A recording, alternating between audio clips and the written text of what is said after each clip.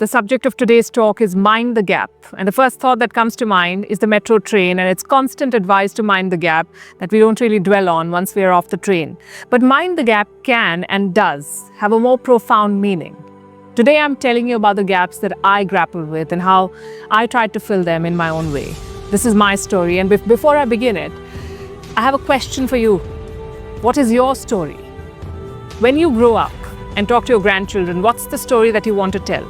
Will your story be more exciting than your CV?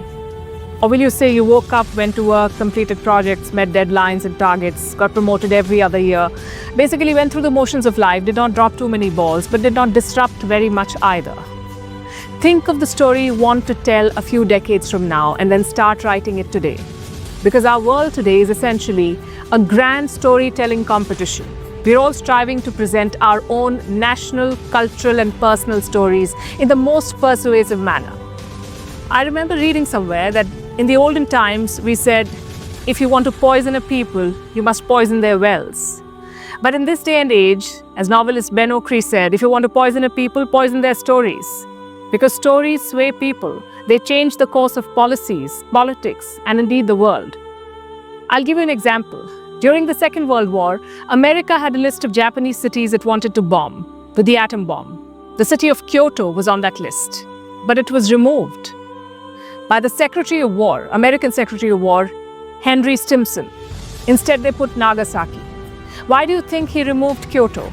Because he'd gone there for his honeymoon, he'd seen Kyoto's beauty and culture, and he did not want to see it destroyed. You could say Kyoto's story saved it. And that's why it's very important to be in control of your story, to actively shape it.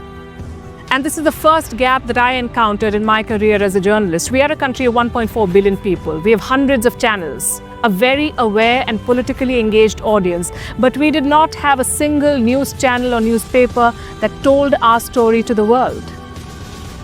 The New York Times writes something about India and it immediately becomes a Twitter trend. You may trash it, but you're still consuming it and reacting to it.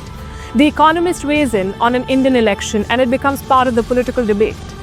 We are letting the foreign press shape our self-image. Which Indian newspaper triggers a similar response in the West? If there is disturbance in Kashmir, the world learns about it from the BBC or Al Jazeera.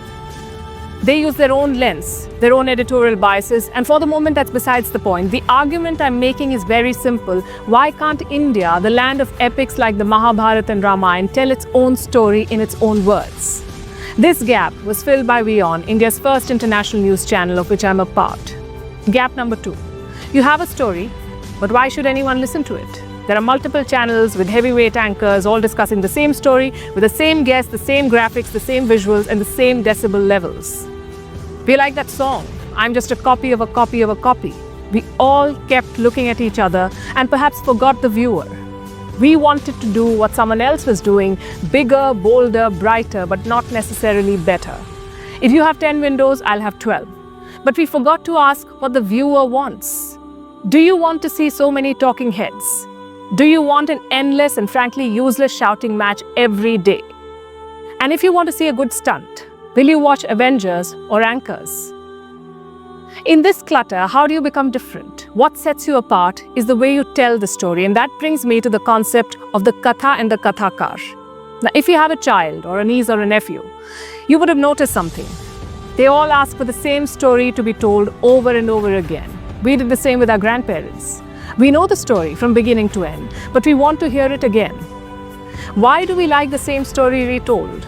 Because what is pulling us is not the katha or the story, but the kathakar or the storyteller, the manner in which that story is told.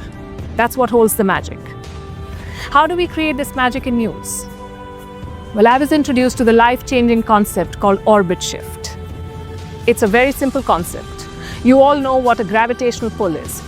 In the simplest of terms, it keeps you grounded, but it also prevents you from flying. As professionals and individuals, we are saddled with many levels of gravity. Number 1 is personal gravity. This is what I can do, this is what I cannot do. There is self-doubt, and there are limitations that your mind sets for you. Number 2 is company gravity. This cannot be done in our organization because you will not get cross-functional support, or because yahan aisa hi kaam hota hai. We've all heard this and accepted it. Number 3 is industry gravity. How can you do a 9 p.m. show without guests? It doesn't happen anywhere. How can you not take a break in the middle of the show? This is the industry practice, and soon it becomes industry gravity, and we do not challenge it. Number 4 is the social or cultural gravity, prejudice, preconceptions. In India, we flaunt the jugaad. We do not want a long-term plan because we believe in figuring something out at the last moment with jugaad. Now think of the number of times when you've had to struggle with this cumulative gravity. It is the biggest hurdle in the path of innovation. It kills ideas. And you rationalize all of it in the name of practicality. But sometimes you have to be impractical. You have to throw yourself at the deep end and burn the bridge to safety to come up with something that is really transformative. And that is what is called an orbit shift. And that's what we did with Gravitas, or we hope we did. We created a primetime news and views show minus multiple guests. We went back to the drawing board to focus on tight scripts, on relevant subjects, research, analysis, fact checks, basic things really, which should ideally be SOP for all news. But they were not. Gap number 3, or should I say challenge. Who watches TV news anymore? There is an explosion of content around you. Television is already the second screen. The mobile phone has taken the top spot. So my news story is competing with a WhatsApp forward, an Instagram reel, a YouTube spoof, and what have you. One editor famously said, "My competition is not other news shows. My competition at 9 o'clock is Big Boss or Kapil Sharma." Another one asked for fizz and said that, "Do not do water journalism, colorless, flavorless, odorless. This is the age of Coke. Find your flavor." Well, what should that flavor be? Inform without making a fuss. Give your viewer value for time. That's the flavor we decided on.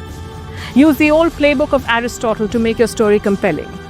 He gave us 5 elements of a good story some 2,000 years ago.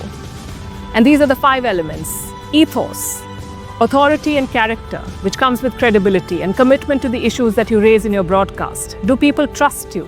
Do they see you as an authority on a subject? If they do, they will listen to you.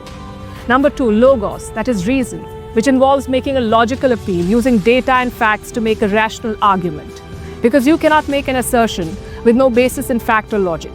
Number 3 is pathos, emotion, and this is different from drama.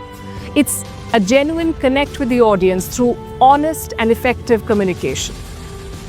Number 4 is metaphor, which helps the viewer process complex issues. Then you give them relatable parallels. It makes news more memorable. And number 5 is brevity, using short sentences, punchy lines, informative tag-outs.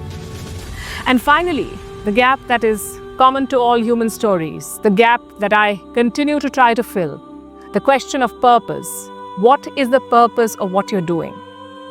What do you really want to do? And to what end? It's like the dreaded interview question. Where do you see yourself 5 years from now? Where do you see yourself at the end of this journey you've embarked on? Honestly, I've not been able to answer this question, so I gave myself another one. Which is the one story that changed your life? Or if that sounds too dramatic, the one story that profoundly impacted you or just stayed with you? For me, that story was the story of the ugly duckling. It's a nursery tale.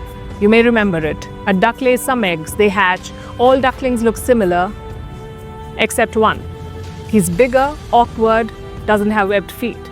He feels sad about not fitting in, until he sees a flock of swans and realizes he was never even a duck in the first place. He was a swan, bracketed with ducks by mistake. He realizes he's beautiful and not ugly, and he flies away.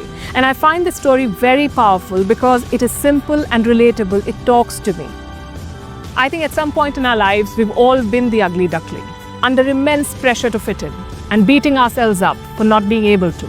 I'm sure all of you have such stories. You read them or saw them, and then the penny dropped. Oh, this is what this is about. And these stories shaped us. Where do you find them? In books, in movies, in TV shows, cartoons, basically mass media. And if mass media has such a profound impact on minds, my purpose, I believe, as a cog in the wheel of mass media, should be to find and tell such stories that inspire, that motivate, or at the very least, that trigger ideas and conversations.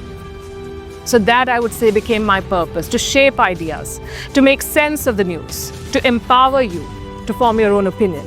Because you're intelligent enough to choose.